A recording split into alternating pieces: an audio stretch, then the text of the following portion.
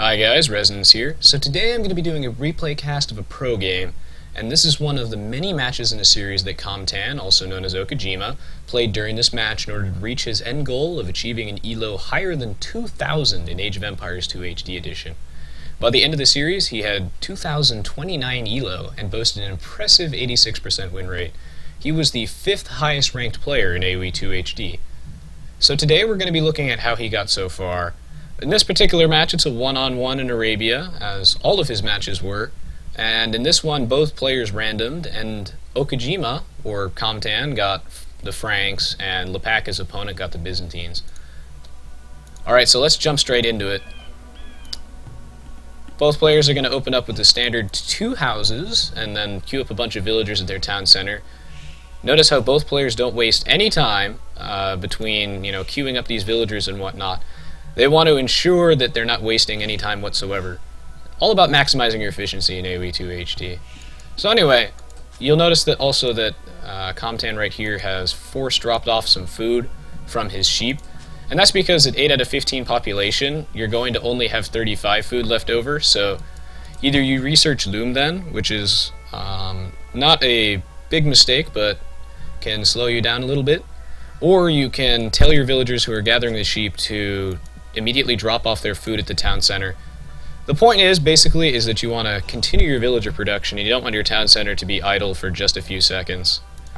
And yeah, you'll notice that both players are indeed scouting with their sheep, which is quite important, especially on maps like Arabia, to get a little extra knowledge of the map, figure out where your gold deposits and whatnot are. One thing that I think is interesting to note is that both players have quite an easy to defend map, actually. Like Okajima can wall off this area and whatnot, and yeah, so can Lepac. Like, he can just wall between all of these cliffs. It is almost a sort of Mongolia type feel to this map. Yep, and both players luring their boar. One thing that I think is really cool is that Okajima here has, like, when he hunts this boar, he doesn't have anyone on sheep at all. He times it perfectly so that his sheep has, completely been exhausted before the boar comes in. And this saves you a little bit of extra food, which might not make a significant difference, but it's the little things that add up and can make the difference in these neck-and-neck pro games. And yeah, his opponent does the same. A lot of players, and I'm guilty of this too, will harvest a sheep with a small, sort of insignificant amount of villagers, while also hunting the boar. And we can't forget that those bodies of animals do slowly decompose and lose meat. Looks like Lepac here is trying to disrupt this boar lure and get some free damage on this villager. This could be very dangerous for Okajima because he doesn't have loom, which means that his villagers are extremely susceptible to these scouts and boar damage. Many pro players opt not to get loom until they absolutely have to. And this is because, like I said, every little bit counts. Oh my, it looks like Lepac actually lost a villager here to this boar. That is tragic.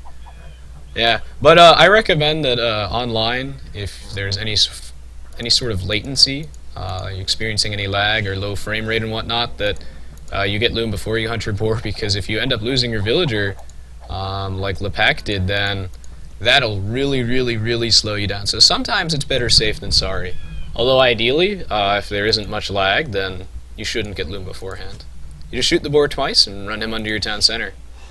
The idea behind hunting your boar under your town center instead of just hunting him over here where he was originally is that your villagers don't have to walk actually any distance whatsoever to drop off the food from the boar, because the boar's got a ridiculous amount of food on it.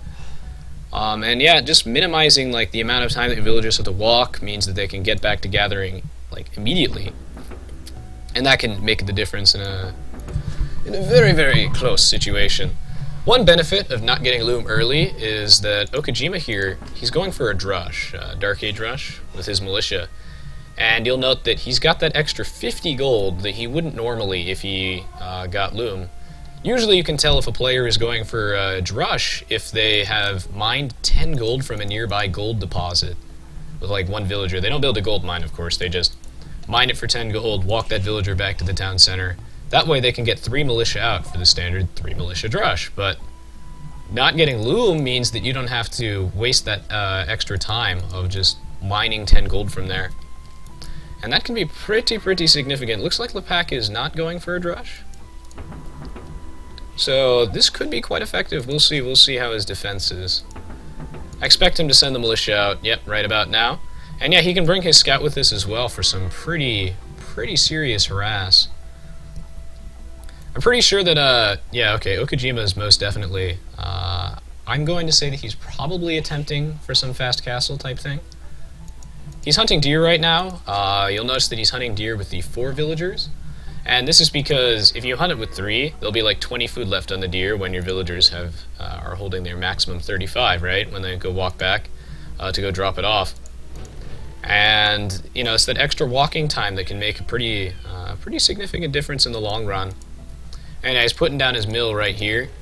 Lepac is sitting there with his scout, ready to do some harassment. Alright, yeah, so Lepac is going to definitely go for some feudal age aggression because he's got a much earlier feudal time. The thing with the Drush is that it does slow down. Okay, yeah, it looks like he spotted the Drush. Ooh, is this a forward coming in, or is this just a mill for the deer? That is the question.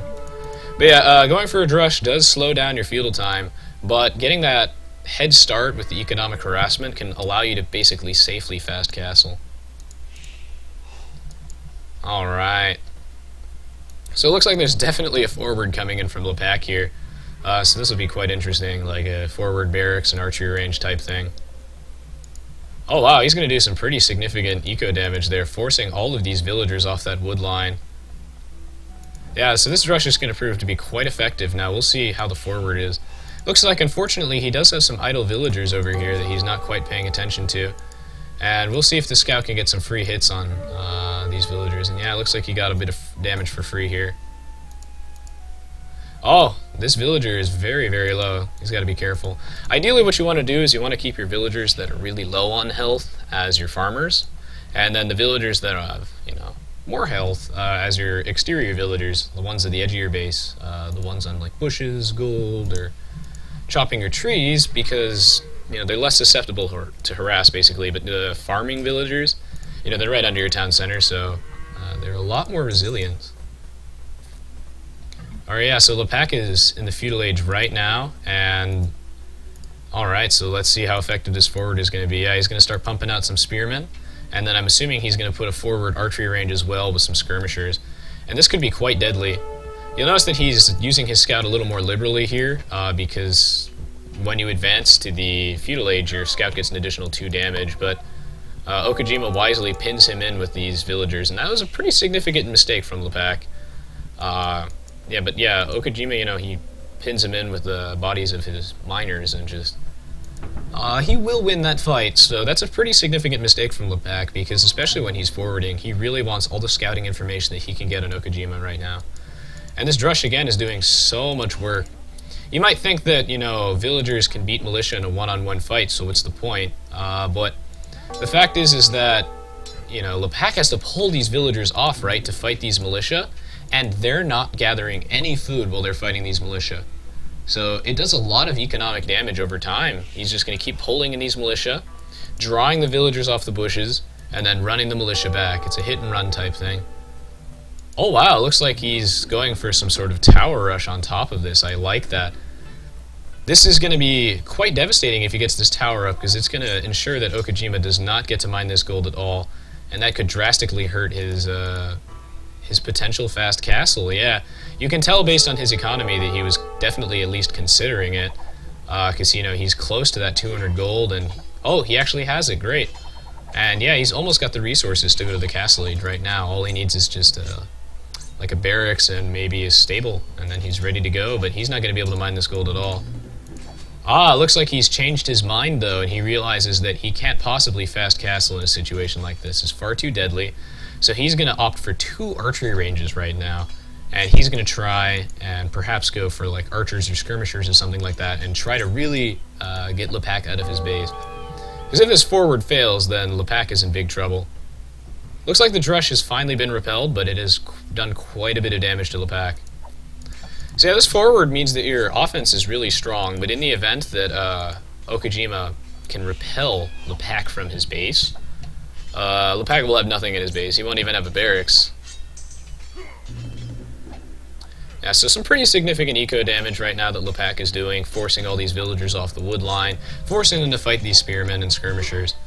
Sure, the spearmen and skirmishers are weak and not really, they're not really able to kill anything, but just forcing these villagers into a fist fight. So many villagers here, pulled off the line, forced to be idle. Yeah, this is quite significant actually, because Okajima has almost no lumberjacks whatsoever. I do like his decision, though, to pull off a bunch of his villagers to try and use your villagers to kill the watchtower. That's one of the many ways that you can take the watchtower out. At this early stage, your villagers are rather resilient, and the watchtower is weakest to villagers. His villagers have a huge attack bonus versus buildings. And yeah, if he can take this tower out now, which he will, because these villagers are quite tanky, they're almost like rams in the Feudal Age. That's why you'll see that many pro players, when they're tower rushing, they'll put like a palisade on each side of the watchtower so that villagers can't surround it properly. And yeah, he's going to exploit the minimum range of these skirmishers here and use his villagers basically as just like mini tanks. And yeah, we'll see. We'll see how this really ghetto feudal war actually goes. I think Okajima has this though, because he has his villagers in on this, and villagers are very, very strong at this early combat stage here. And it looks like Lepac's forward is not going anywhere. This is not good. He's going to need to get some serious damage on Okajima. Sure, he did some good economic harassment over there. He pulled off a bunch of villagers, and he's forcing these villagers to go into a fist fight here. But unfortunately, that's not going to be good enough for him in the long run, because he has nothing at his base right now. He's got no buildings, basically. And yeah, the amount of damage, sure, that he's done to Okajima is quite significant, but losing this forward could just lose him the game entirely. It depends. Alright, yeah, and then Okajima, I really like this decision over here. First of all, walling over here was nice, although he's got to put a palisade over here, which he recognizes now. But I really like this decision to sort of wall this area off a bit and put his own counter watchtower here. That will ensure that he gets to keep this main gold, and that's going to be super important, especially if he wants to go into Knights in the Castle Age. He's going to need this main gold deposit. So I really like the decision to put it right here to protect this gold mine. It's really important that you have both a safe wood supply and a safe gold supply in the Feudal Age. And he recognizes that his wood, by default, is in a much safer location than, say, his gold, which is in dire need of a little bit of help. And yeah, using his houses and palisades to create a little wall off right here is also going to be quite helpful. And yeah, now he has access to this gold, so he can go, he can go into archers. Ooh, and he has full upgrades on his feudal stuff, but it looks like Lepac has none. And yeah, that's to be expected. Okay, it looks like Lepac here has conceded that his forward may not actually work. So he is trying to wall up his side, which is smart. You don't want to put all of your eggs in one basket, like with a forward. He's already committed a lot to this, and losing it's going to be devastating. The last thing that he wants to do is just completely go all in with this. So he's recognized that he's going to need quite a nice defense to hold this off. I'm not sure about the walling position here, though. Of course, you always want your walls at the top of your hills so that units attacking downhill don't do additional damage to those walls, but perhaps he could have, walled this gap, walled that gap, and really used the terrain to his walling advantage. I do love this decision by Okajima, though, to build palisade walls around this archery range. This will basically prevent them from spawning anything at all. And I think the blacksmith difference is what's really making a significant difference here. It looks like he's going to catch this skirmisher out. We'll see if Okajima's watching. Yeah, he is, and this is that is one dead skirmisher. And this archery range is basically useless at this point.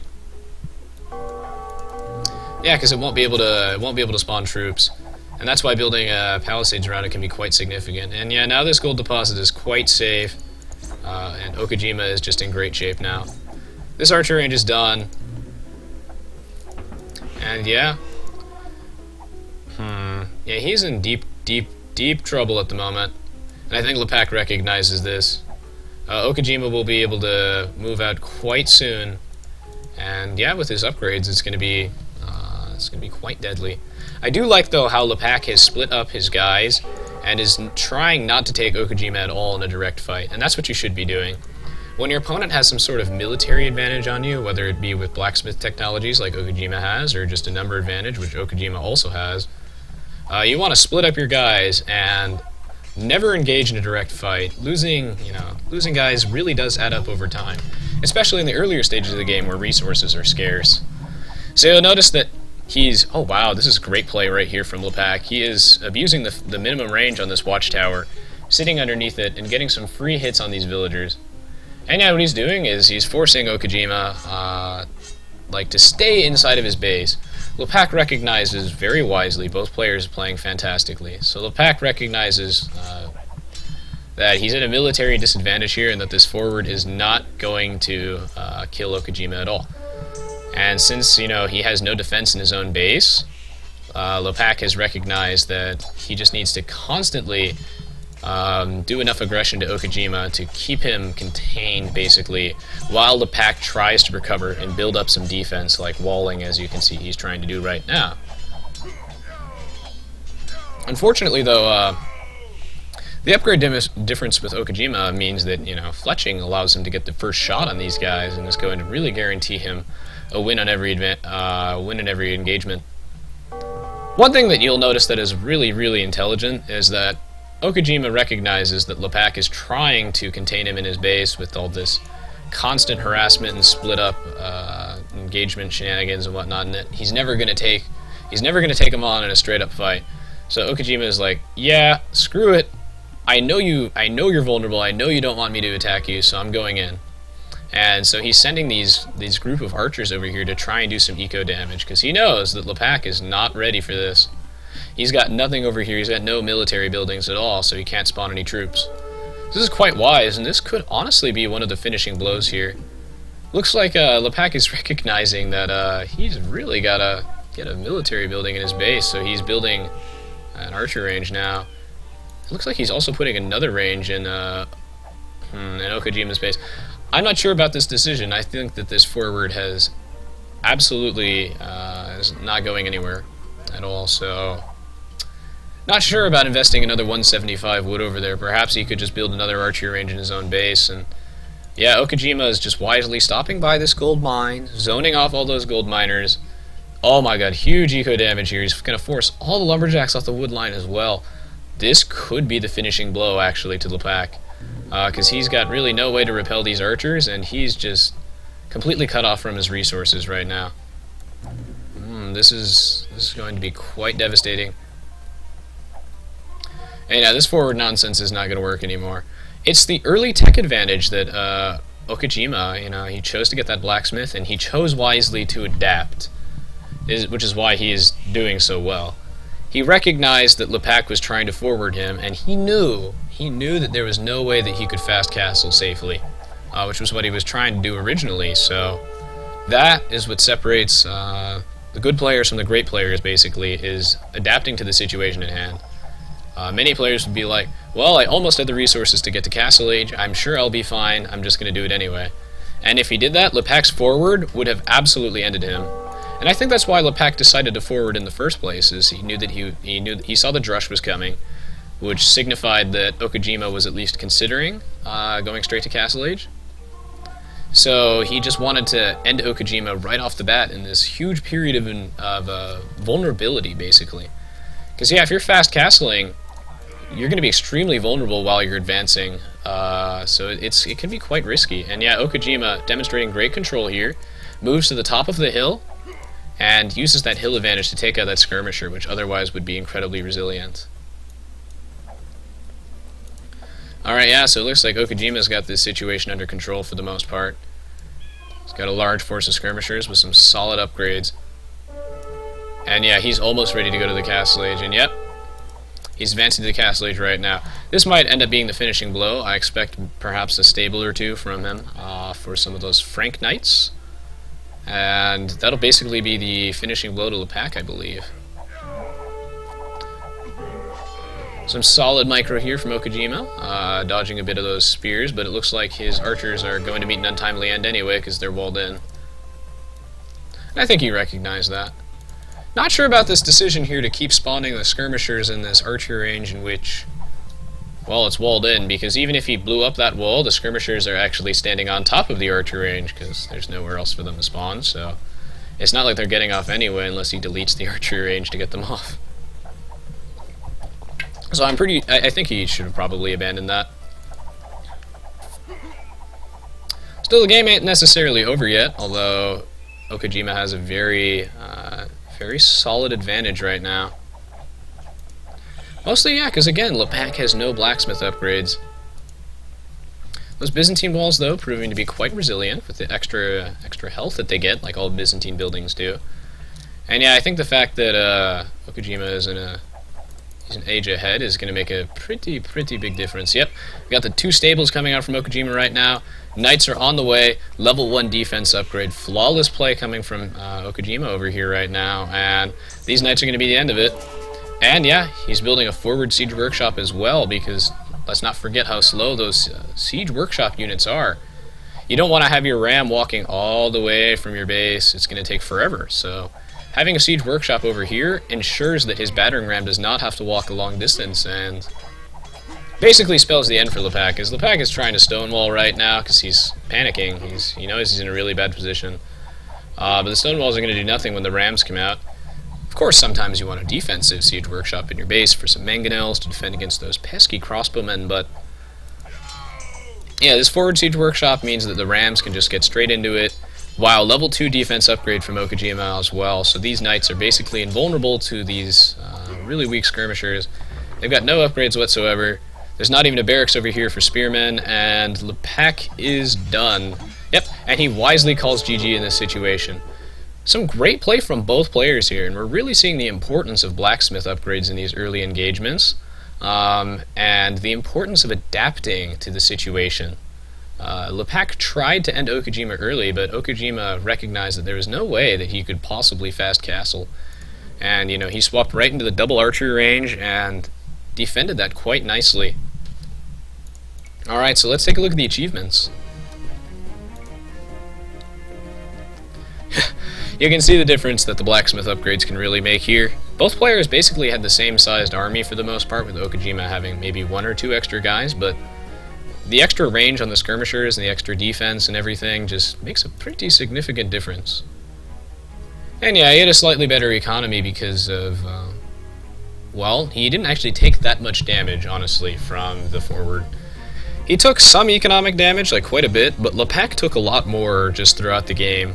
From the Drush and whatnot, and then when those archers slipped into his base. So both players, took some pretty heavy hits to their eco, but Okajima came out slightly on top of his economy this game. But yeah, this is what won the game. By far is the research count difference here. Both players scouting great, and it was a pretty even match, but the blacksmith from Okajima is what really made the difference here.